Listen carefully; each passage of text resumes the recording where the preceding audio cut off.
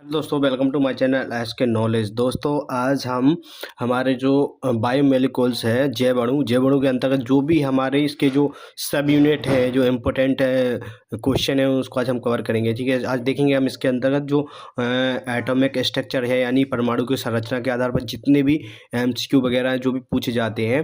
तो मैंने इतने सारे जो इसमें से जो हमारे जो ऐसे क्वेश्चन जो ज़्यादा इम्पोर्टेंट क्वेश्चन है, मैंने सब इसको छाँट कर इसमें लिख लिया है। तो इस तरह से देखिए दोस्तों, आप अगर सारे क्वेश्चन लगा लेते हो तो आपको अन्य किसी किताब से लगाने की ज़रूरत नहीं पड़ेगी, क्योंकि देखो बेसिक क्वेश्चन तो सभी को आते हैं, परंतु जो मैं क्वेश्चन मैंने छाँट के इसमें लिखे हैं, जो नोट्स बनाए हैं, ये सारे इंपॉर्टेंट है। ठीक है, इस तरह से देखते हैं। सबसे पहले हमने देखा है एटॉमिक स्ट्रक्चर के आधार पर जो हमने देखा कि परमाणु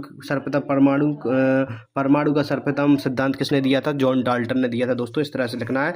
परमाणु के नाभिक का आकार काफ़ी बार पूछा गया है। देखिए 10⁻⁻15 एम होता है। ठीक है, और परमाणु का आकार कितना होता है? 10⁻10 मीटर, या इसी को बोलते हैं कि एक एंगस्ट्रॉन भी बोल सकते हैं दोस्तों। इस तरह से हमारे जो एमसीक्यू देख लिए इस तरह से। अब हम देखेंगे कि नोट करके आया है, परमाणु की बाहरी कक्षा में उपस्थित इलेक्ट्रॉन को वैलेंसी कहते हैं। क्या कहते हैं? संयोजकता। हिंदी में इसको संयोजकता बोलेंगे, इंग्लिश में दोस्तों इसको वैलेंसी बोलेंगे। तथा इसके अंदर की कक्षाओं जो होती हैं उन्हें क्या कहते हैं? इनके अंदर की कक्षाओं में जो इलेक्ट्रॉन उपस्थित होते हैं दोस्तों, इन इलेक्ट्रॉनों को हम क्या कहते हैं? तो इनको कोर कहते हैं। कोर इलेक्ट्रॉन कहा जाता है। जैसे कि सोडियम की कोर संख्या कितनी होती है? 10। देखिए इसकी जो संयोजकता होती है, वो ऐसे इलेक्ट्रॉन जो बाहरी कक्षा में उपस्थित होते हैं वो परमाणु की संयोजकता कहलाती है, किसी भी तत्व की संयोजकता कहलाती है। और जो अंदर जो तत्व जो इलेक्ट्रॉन होते हैं हमारे, उसको बोलते हैं हम कोर इलेक्ट्रॉन। इस तरह से आपको ध्यान रखना है, क्योंकि कोर इलेक्ट्रॉन के ऊपर क्वेश्चन आया हुआ है और क्वेश्चन पूछा गया है। इसके बाद हम देखते हैं, देखिए जो हमारा इलेक्ट्रॉन है, इसको इलेक्ट्रॉन माइनस या बीटा माइनस का द्वारा इसको प्रदर्शित किया जाता है। इसका द्रव्यमान अगर पूछे तो कितना होता है? 9.1 गुणे 10⁻13 या 31 kg, या इसी को बोल सकते हैं। अगर आपसे ग्राम में पूछे तो 10⁻⁻27 जी है, ग्राम। ठीक है, इस तरह से आपको पूछना। देखिए दोस्तों इस तरह से देखना। और इस तरह से सबसे ज़्यादा जो इंपॉर्टेंट इसमें क्वेश्चन है कि पूछता है कि सबसे भारी कण क्या होता है? इलेक्ट्रॉन, प्रोटॉन, न्यूट्रॉन में सबसे भारी कण। तो देखिए इसका द्रव्यमान सबका अधिक किसका दिख रहा है आपको? न्यूट्रॉन का। इस तरह से न्यूट्रॉन का, क्योंकि लगभग न्यूट्रॉन और लगभग प्रोटॉन दोनों का द्रव्यमान लगभग बराबर होता है, बट न्यूट्रॉन का अगर देखें तो न्यूट्रॉन का थोड़ा सा ज़्यादा रहता है। इसलिए हम कह सकते हैं कि परमाणु में जो 3 कण होते हैं उनमें सबसे ज़्यादा जिसका जो भार होता है वो होता है हमारा क्या होता है दोस्तों? न्यूट्रॉन होता है। इस तरह से देखिए, देखो इलेक्ट्रॉन की खोज किसने की थी? थॉमसन ने की थी। और प्रोटॉन की खोज किसने की थी? गोल्डस्टीन ने। और रदरफोर्ड ने इसको नाम भी दिया था 1919 में। इस तरह से आपको याद रखना है। न्यूटन की खोज 1932 में चैडविक द्वारा की गई थी। इसके बाद देखते हैं परमाणु की संरचना या रदरफोर्ड ने दी थी। कब? रदरफोर्ड और बोहर दोनों याद रखना है दोस्तों। इस तरह दोनों पॉइंट आते हैं। रदरफोर्ड पूछ ले, अगर आपसे पूछ ले तो भाई परमाणु की संरचना, तो रदरफोर्ड और बोहर दोनों दी थी। बोहर ने 1949 सबसे पहले इनने देखा था, फिर इसने इसका पूरा एनालिसिस किया था। तो दोनों ने इसके परमाणु की संरचना बताई थी, यानी कि एटॉमिक स्ट्रक्चर किसने बताया था? इस तरह से इनने। पर डाल्टन का सिद्धांत जो होता है, डाल्टन ने जो सिद्धांत दिया था डाल्टन जी का, उस सिद्धांत इन्होंने कब दिया था दोस्तों? तो इन्होंने दिया था 1803 में इन्होंने अपना सिद्धांत दिया था। पॉजिट्रॉन कण जो होते हैं, पॉजिट्रॉन कण की खोज इसको क्या बोलते हैं? इलेक्ट्रॉन प्लस या बीटा प्लस। इसे एडिसन ने खोजी थी। पॉजिट्रॉन की खोज किसने की थी? आपसे वेरी वेरी इंपॉर्टेंट क्वेश्चन यहाँ से पूछा गया है। देखिए इलेक्ट्रॉन प्रोटॉन तो बेसिकली सब पूछ लेते हैं, परंतु ये जो कण होते हैं पॉजिट्रॉन हो गए, जो इंपॉर्टेंट कण है। तो पॉजिट्रॉन की खोज किसने की थी? पॉजिट्रॉन की खोज किसने की थी दोस्तों? तो एडिसन ने की थी। ठीक है, एक विशिष्ट कण के साथ नाम जुड़ा होता है, उसे वो बोलते हैं ऐसा कण बताइए जिसके साथ एक वैज्ञानिक का नाम जुड़ा है, वो भारतीय वैज्ञानिक होते हैं। तो ये कौन है? बॉस।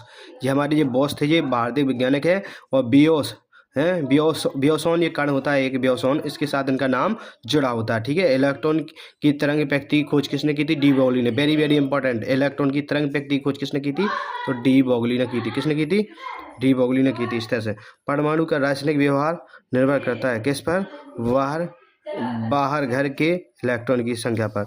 बाहर घर की इलेक्ट्रॉन की संख्या पर, यानी कि जो परमाणु की रासायनिक व्यवहार होता है वो इलेक्ट्रॉन की बाहर कक्षा में इलेक्ट्रॉन उपस्थित होते हैं उनकी संख्या पर निर्भर करता है। इस तरह से देखिए परमाणु के द्रव्यमान और परमाणु की संख्या में अंतर द्रव्यमान क्षति कहलाता है। द्रव्यमान क्षति किसे कहते हैं? परमाणु के द्रव्यमान और परमाणु की संख्या में अंतर को, उसको द्रव्यमान क्षति कहते हैं। वेरी वेरी इंपॉर्टेंट क्वेश्चन है, काफ़ी बार क्वेश्चन पूछा गया है कि द्रव्यमान क्षति किसे कहते हैं? द्रव्यमान स्थिति किसे कहते हैं हम? परमाणु की जो हमारे परमाणु है, परमाणु के द्रव्यमान और परमाणु की संरचना के अंतर को। इस तरह से देखिए दोस्तों, ये हमारा पहला पेज पेज खत्म हो जाता है। इसके बाद देखिए दोस्तों, यहाँ से देखते हैं हम नेक्स्ट क्वेश्चन जो दिए, मैंने नंबर बाई नंबर दिए हैं। क्या देखिए, नाभिक के आकार का आकलन किसने किया था? किसके द्वारा नाभिक के आकार का आकलन किसके द्वारा किया जाता है? तो ये किया जाता है अल्फा कणों के बोहर के सिद्धांत के आधार पर। ठीक है, प्रोटॉन की ऊर्जा E और संवेग B, इनका दोनों का अगर आपसे संबंध पूछे, फॉर्मूला पूछे, तो क्या होता है? P बराबर E/C होता है। इस तरह से इसका फॉर्मूला पूछा गया है। ठीक है, चुंबकीय क्वांटम संख्या क्या होती है? तो देखिए, चुंबकीय क्वांटम संख्या होती है 4 प्रकार की होती है, N, L, M और S। इस तरह से आपको उनको देख लेना है, ये 4 क्वांटम संख्या होती है। ठीक है, आपको तैयार रखना है। किसी तत्व के रासायनिक गुण होते हैं वो इलेक्ट्रॉन की संख्या पर निर्भर करते हैं, पहले ही बता चुका हूँ मैं। परमाणु की कक्षाओं में उपस्थित इलेक्ट्रॉन का सूत्र कितना होता है? 2n² वहाँ एक फॉर्मूला होता है, देखिए 2n² वहाँ, इसके द्वारा इसको क्या करते हैं, उनका इलेक्ट्रॉन की संख्या को हम क्या कर सकते हैं? ज्ञात कर सकते हैं। कणों की ये जो पोजिट्रॉन होते हैं, कण के जो पोजिट्रॉन की संख्या होती है, इस तरह से कणों में जो पोजिशन और वैलेंसी को एक साथ ज्ञात नहीं किया जा सकता है। Very very important. जी किसने बताया? हाइजेनबर्ग ने बताया था। हाइजेनबर्ग की जो अनिश्चितता का सिद्धांत है, उन्होंने बताया था कि किसी भी कण की स्थिति और संयोजकता को एक साथ ज्ञात नहीं कर सकते, यानी कण कहाँ इसकी पोजीशन और बैलेंसी को एक साथ ज्ञात नहीं किया जा सकता है। इसके बाद क्वांटम संख्या जो होती है, देखिए पहले होती है मुख्य क्वांटम संख्या, इसको N से पता करते हैं। द्विवेशी क्वांटम संख्या इसको L से, चुंबकीय क्वांटम संख्या को N से और चक्रीय क्वांटम संख्या को S से प्रदर्शित करते हैं। इस तरह से क्वांटम संख्या है हमारी। जब 2 इलेक्ट्रॉन एक ही कक्ष में उपस्थित होते हैं तो उनमें विपरीत चक्रण पाया जाता है। 2 इलेक्ट्रॉन एक ही कक्षा में उपस्थित होते हैं तो उनमें कैसे चक्रण पाया जाता है? तो उनमें विपरीत चक्रण पाया जाता है। परमाणु की त्रिज्या कितनी होती है, ये बता ही चुका हूँ मैं, और नाभिक की त्रिज्या ये मैं आपको बता ही चुका हूँ जी। देखिए, वहाँ पर मैंने पूछा था आपका आकार, तो वहाँ पर आकार था, यहाँ पर मैंने इनकी त्रिज्या पूछ लिया। परमाणु की त्रिज्या जे होती है और नाभिक की त्रिज्या जे होती है। इस तरह से आपको याद रखना है। ठीक है, एक परमाणु के अंदर सदैव प्रोटॉन और इलेक्ट्रॉन की संख्या कैसी होती है? बराबर। देखिए, जितने अगर पता है कि परमाणु नाभिक में क्या होते हैं? प्रोटॉन होती है और न्यूट्रॉन होती है।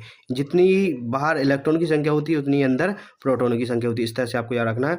एक इलेक्ट्रॉन पर आवेश, ये इलेक्ट्रॉन का आवेश दिया, देखिए एक प्रोटॉन पर आवेश प्रोटॉन का आवेश दिया है। और परमाणु का सिद्धांत जो कैसा होता है? उदासीन। तो परमाणु कैसे है? एक उदासीन कण है या उदासीन, तो ये उदासीनता का सिद्धांत होता है। परमाणु का सिद्धांत दिया, उसमें बताया गया कि परमाणु कैसे होते हैं? उदासीन होते हैं। इस तरह से। ठीक है, मेसन करके खोज, वेरी वेरी इंपॉर्टेंट। मेसन करके खोज किसने की थी? युवाका ने की थी। इसे क्या कहते हैं? बीटा। इसे क्या बोलते हैं? बीटा से भी इसके अल्फा, उसे क्या थीटा, सॉरी, इसे थीटा से ही प्रदर्शित किया जाता है। ठीक है, ऐसा परमाणु जिसके नाभिक में न्यूट्रॉन की संख्या नहीं होती है उसे हाइड्रोजन कहते हैं। देखिए, ऐसा कोई तत्व बताइए, ऐसा कोई परमाणु बताइए जिसके नाभिक में न्यूट्रॉन नहीं होते हैं, तो वो आता है हाइड्रोजन। Very very important. इस तरह से देखिए दोस्तों, हम ये देखते थे क्वेश्चन। इस तरह से हमने 2 पेज कंप्लीट कर लिए। अभी इस बार देखते हैं, स्वतंत्र अवस्था में रहने वाला सबसे छोटा कण क्या कहते हैं? हम अणु कहते हैं। स्वतंत्र अवस्था में अगर सबसे पूछे छोटा कण तो कौन होता है? अणु, यानी मॉलिक्यूल होता है। स्वतंत्र अवस्था में नहीं रहने वाला जो कण होता है वो होता है परमाणु। देखिए, स्वतंत्र अवस्था में जो कण रह सकता है उसे अणु बोलते हैं, जो स्वतंत्र अवस्था में नहीं रह सकता उसको हम क्या कहते हैं? परमाणु या एटम कहते हैं। डाल्टन के सिद्धांत के अनुसार परमाणु छोटा कण है जो स्वतंत्र अवस्था में रह सकता है। और देखिए, अभी हमने पढ़ा था कि जो परमाणु होते हैं, जो परमाणु ये स्वतंत्र अवस्था में नहीं रह सकते, परंतु डाल्टन ने अपना सिद्धांत दिया था, उन्होंने अपने सिद्धांत में बताया था कि परमाणु ऐसा कण है जो स्वतंत्र अवस्था में रह सकता है, तो ये उनका अपवाद होता है। ठीक है दोस्तों, परमाणु में परिक्रमा कर इलेक्ट्रॉन की ऊर्जा सदैव धनात्मक होती है या शून्य नहीं हो सकती। जब परमाणु होता है, परमाणु जो परिक्रमा करते हैं जो इलेक्ट्रॉन्स के कक्षाओं में, तो उनकी जो परिक्रमा करते हैं ना, उनकी कुछ ना कुछ ऊर्जा होती है, चाहे धनात्मक होती है परंतु शून्य नहीं हो सकती। कुछ ना कुछ ऊर्जा होती है। ठीक है, इस तरह देखिए, परमाणु का आकार, परमाणु का भार अंतरराष्ट्रीय मानक यानी कि C कारण 12 द्वारा प्रदर्शित किया जाता है। आणविक सिद्धांत का प्रतिपादन जॉन डाल्टन ने किया था। Very very important. एक परमाणु में 2 इलेक्ट्रॉनों की चारों क्वांटम संख्या समान नहीं होती है। ये पाउली का नियम था। किसका नियम था? किसका सिद्धांत था? पाउली।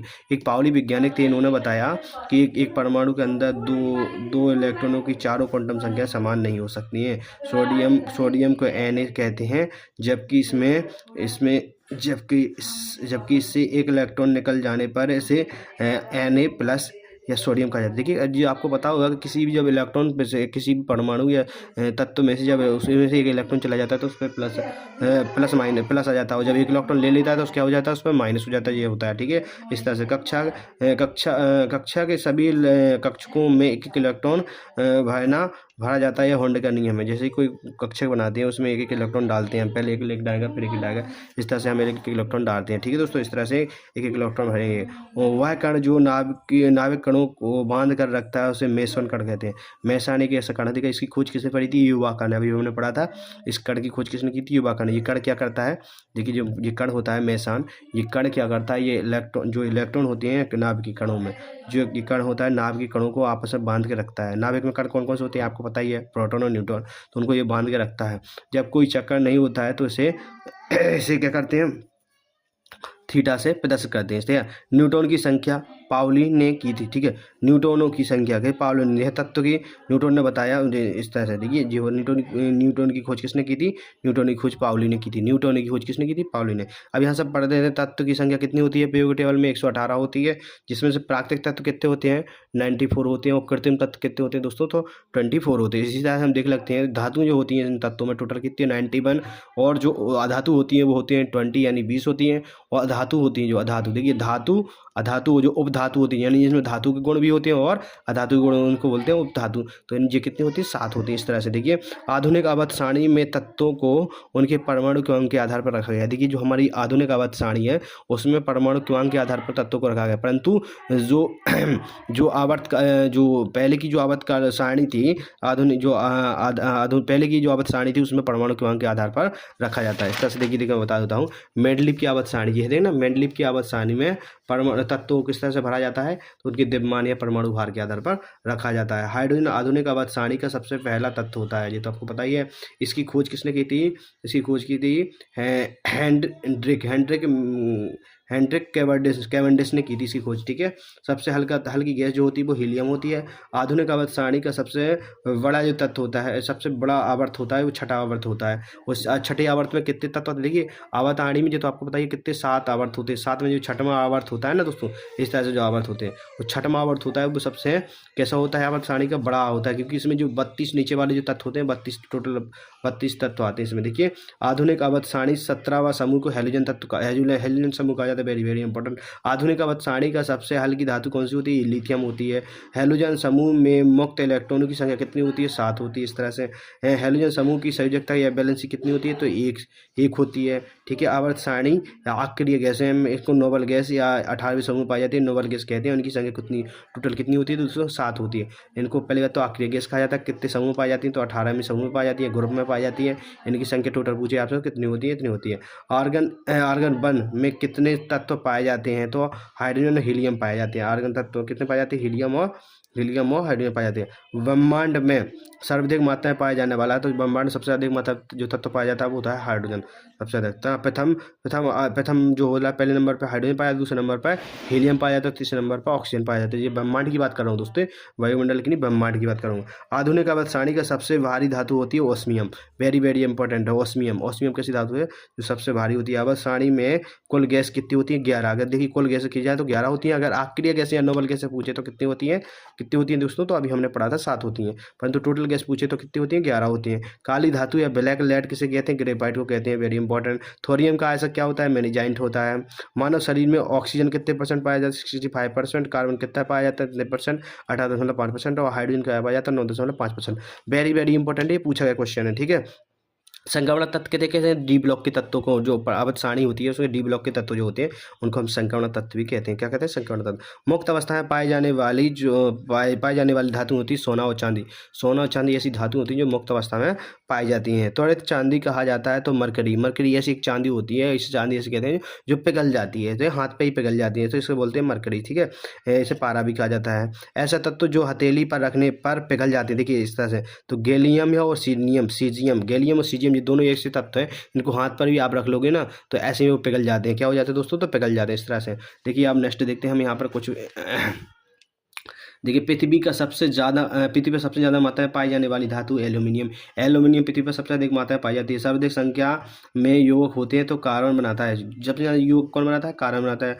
आधुनिक सर्वाधिक विद्युत चालकता चांदी की होती है। ये तो आपको सही पता है, सब चालकता चांदी की होती है। ठीक है, सबसे ज़्यादा विद्युत चालकता चांदी की होती है। इस तरह से देखिए, अब देखते हैं तत्व की कमी से रोग होता है तो क्या आयोडीन की कमी से क्या होता है? घेंगा, या ऐसे बोलते हैं आयोडीन की कमी से क्या होता है। ठीक है, तत्व की कमी से यानी कौन सा? आयोडीन एक तत्व है। सबसे ज़्यादा पाई जाने वाली नोबेल गैस कौन सी होती है? आर्गन। आर्गन सबसे अधिक मात्रा में पाई जाने वाली होती है। नई अक्रिय गैस कौन सी हो? तो जो होता है ऑगेसियम।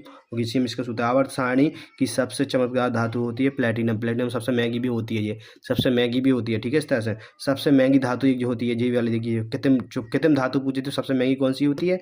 ये अगर प्राकृतिक पूछे तो वो प्लेटिनम होती है। कृत्रिम में होती है हमारी जो अभी नई धातु बनाई गई है कैलिफोर्निया। कैलिफोर्निया सबसे महंगी धातु कृत्रिम धातु है। ठीक है, इसका सबसे महंगी प्राकृतिक धातु इसे रोडियम या इसी को प्लेटिनियम भी कहा जाता है। ये सबसे महंगी होती है। ये प्रदूषण को कम करती है, इसलिए ये महंगी है। ये प्रदूषण को क्या करती है? कम करती है। ठीक है, यूरेनियम का आयस्क क्या होता है? पिच ब्लेड होता है। ठीक है, इसके बाद किस गैस का ऊष्मीयमान सर्वाधिक होता है? तो हाइड्रोजन का ऊष्मीयमान कैसा होता है दोस्तों? सबसे अधिक होता है। आवर्त सारणी की सबसे अधिक विद्युत चालकता वाली धातु क्या होती है? फ्लोरीन होती है। सबसे भारी अक्रिय गैस कौन सी होती है? रेडॉन होती है। रेडॉन सबसे भारी होती है। ऐसा तत्व जो धातु और अधातु के गुण प्राप्त करता है सिलिकॉन, बोरॉन और जर्मेनियम। सिलिकॉन, बोरॉन, जर्मेनियम ये कैसे होते हैं? धातु और धातु यानी उपधातु है। ये कौन कौन है? जो उपधातु हमने पढ़ा था अभी, कितनी होती है? 7, यानी 4 और होंगी अभी। ठीक है, अजनबी गैस किसे कहा जाता है? जेनॉन। जीनॉन गैस को कहा जाता है। एक अक्रिय गैस है जी, जीनॉन को कैसे कहा जाता है? अजनबी गैस। भविष्य की धातु किसे कहा जाता है? तो टाइटेनियम को। टाइटेनियम को भविष्य की धातु कहा जाता है। वेरी वेरी इंपॉर्टेंट क्वेश्चन, कई बार पूछा गया है। भविष्य का ईंधन किसे कहा जाता है? तो हाइड्रोजन गैस को भविष्य का ईंधन कहा जाता है। भविष्य की धातु किसे? टाइटेनियम को। भविष्य का ईंधन हाइड्रोजन गैस को। इस तरह से भारत में पाए जाने वाला रेडियो एक्टिव तत्व कौन सा होता है? थोरिनियम। थोरिनियम भारत में पाया जाने वाला रेडियो एक्टिव। सर्वाधिक आयन विभव का तत्व होता है तो हीलियम का होता है सर्वाधिक आयन विभव। ठीक है, इस तरह से देखते हैं कौन सा अधातु एकमात्र विद्युत चालकता प्रदर्शित करता है? तो ग्रेफाइट जो विद्युत चालकता कहते हैं। एक तो है तो अधातु, परंतु विद्युत चालकता का गुण ही इसमें पाया जाता है। सूर्य में सबसे ज़्यादा होता है तो हाइड्रोजन होता है, दूसरे नंबर पर हीलियम होता है। सही, सूर्य में सबसे ज़्यादा दो गैसें पाई जाती हैं, हाइड्रोजन और हीलियम। हीलियम और हाइड्रोजन पाई जाती हैं। किस धातु को सफ़ेद सोना कहा जाता है? तो प्लेटिनम। प्लेटिनम एक धातु ऐसी है सफ़ेद सोना के नाम से भी जाना जाता है। वायुमंडल में नहीं पाई जाने वाली अक्रिय गैस कौन सी होती है? रेडॉन। रेडॉन वायुमंडल में नहीं पाई जाती है। जुड़वा तत्व कहा जाता है तो लेड और जिंक। जिंक और लेड को जुड़वा तत्व कहा जाता है क्योंकि ये देखने में एक जैसे लगते हैं। जो जिंक हमारा लेड और जिंक होता है, ये जुड़वा तत्व होते हैं। इस तरह से ठीक है दोस्तों, इस तरह दोस्तों ये हमारा देखिए कंप्लीट हो गया। इसके बाद जो हमारा नेक्स्ट है कार्बोहाइड्रेट्स के ऊपर में MCQ लेके आऊँगा दोस्तों। अगर वीडियो अच्छा लगे तो वीडियो को लाइक शेयर जरूर करें। Thank you.